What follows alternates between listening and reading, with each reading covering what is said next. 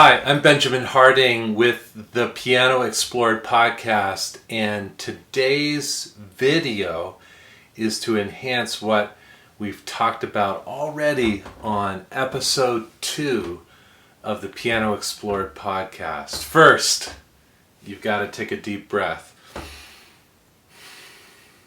Always take a deep breath before you play the piano. It's one of the most exciting things to do. It's one of the most relaxing things to do. And we need to be calm and peaceful and centered when we approach the piano to learn all of its complexity and all of its amazing aspects. We need to be calm and centered. So take another deep breath.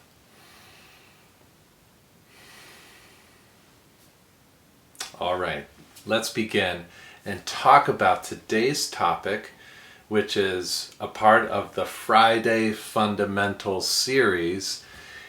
It's on staccato. Staccato.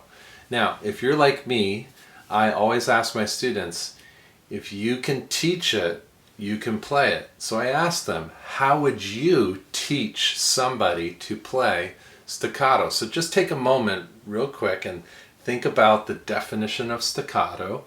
It's a short, attacked note, right? A really quick attack and release. It's part of the out sound category that Boris Berman speaks about in his book published by Yale University Press called Notes from the Pianist's Bench. There's two types of sound that he outlines in that book. The first is in sound, where you smush in to the piano.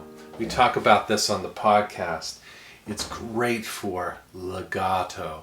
In fact, Joseph Hoffman would say that playing legato or playing into the keys is like smushing ripe strawberries. Or Rachmaninoff, the great Russian composer and pianist and conductor, Sergei Rachmaninoff would say it's like allowing your fingers to grow roots into the ground when you would play legato or in to the piano, or a part of that in sound. It's smushing into the keys.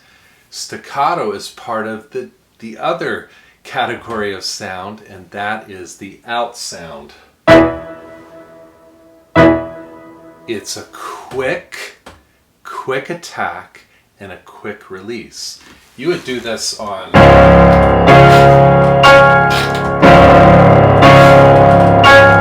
sounds that you really want to bring out and soar over the orchestra, like in the Tchaikovsky concerto.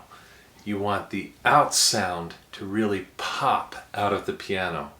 And it's like an explosion of sound, because in the mechanics of the piano, the hammer hits the string faster.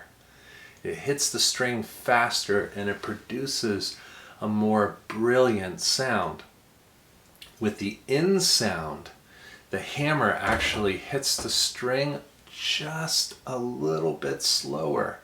And so it still has a ping. It should have a ping, at least in my preference. It should still have a ping, but it's a little bit more nuanced, and it's a little bit more, well, legato. Okay, so let's talk about staccato. Staccato is part of that out sound category. And going to the other angle of the camera right now, we're going to hear and look at my right hand as it bounces off the keys.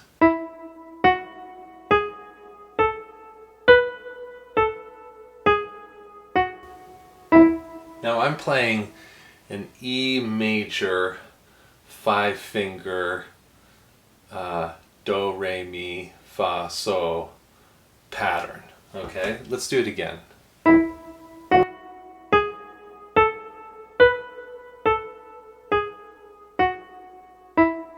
Now, to play staccato, your wrist has to be loose.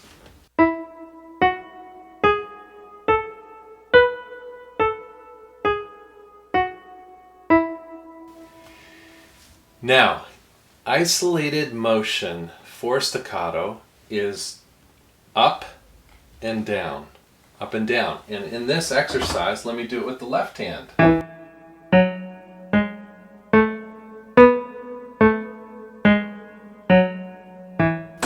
In this exercise, the isolated movement is going straight up and straight down.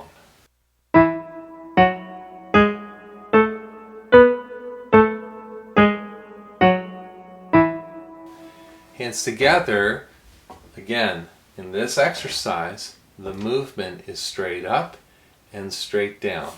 But that doesn't work in the majority of pieces that we play. In fact, when we're playing staccato passages, we're moving up and down the keyboard. And so what I suggest is when you release, be thinking about where you're going. When you release the note, think about where you're going in the next note. In fact, the release is preparation for the next attack. I'm going to say that again. The release is preparation for the next attack. Okay? So for example, I had this problem in our studio this week in looking at Beethoven's Pathetique Sonata. Okay? And this is measure 34 if you're following a score. Measure 34 in Beethoven's Pathetique Sonata. It's a tricky part. It's a staccato part.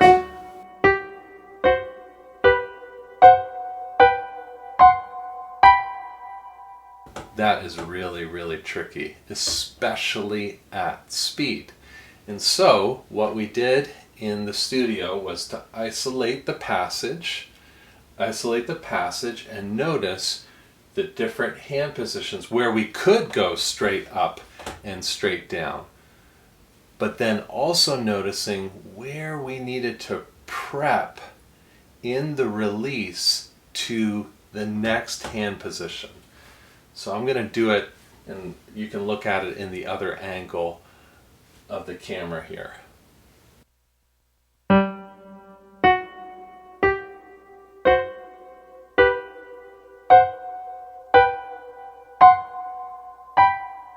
In fact, I'm going to move the camera directly over my hands so you can see what I'm talking about in terms of releasing to the next position.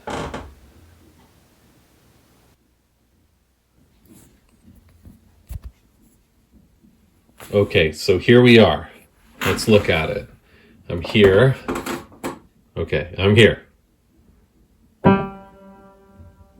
So this release, I'm moving to the next position. Let's do it again.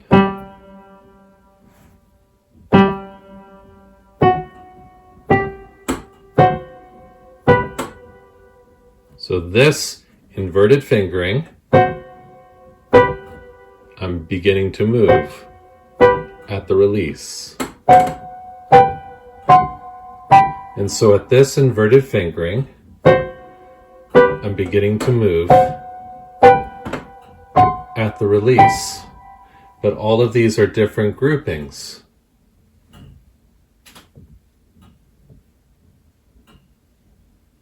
Does that make sense?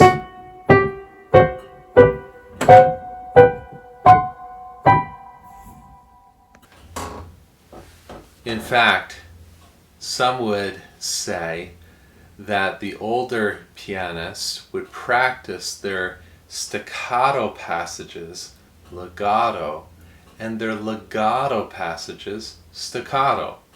Let me handle the first one. Why would they practice the staccato passages legato? It's quite simple in terms of they would do it for hand security, knowing exactly where their hand position was on the keyboard.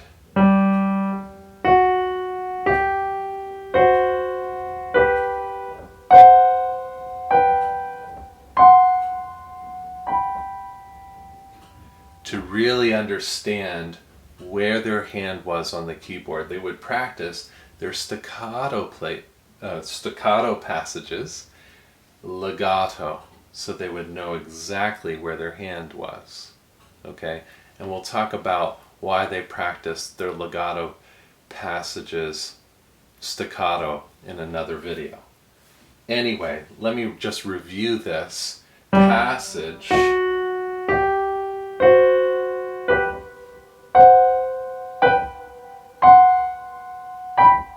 Now that was half legato and half staccato.